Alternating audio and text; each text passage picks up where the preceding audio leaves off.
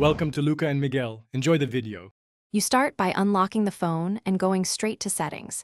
This is where the lock screen options live. Once done, tap Lock Screen or Biometrics and Security depending on your One UI version, because Samsung places emergency call controls inside those menus. Make sure you have your PIN or password handy to authenticate. Without it, you cannot change emergency settings. You're doing this to avoid accidental calls and to control what appears on the lock screen for privacy and safety.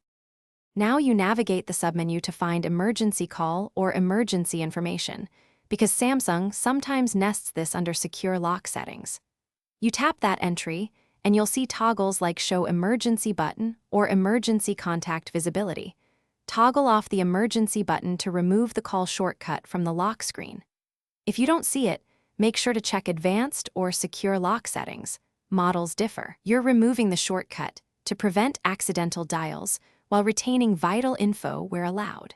Finish by locking the phone and testing the lock screen to confirm the emergency call button is gone.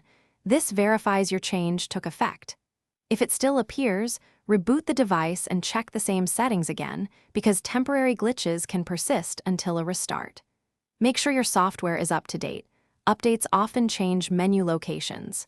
If changes fail, clear system cache or contact Samsung support for model-specific steps. This helps when OEM customizations override standard menus. Thanks for watching and please subscribe. It's the best investment you'll ever make.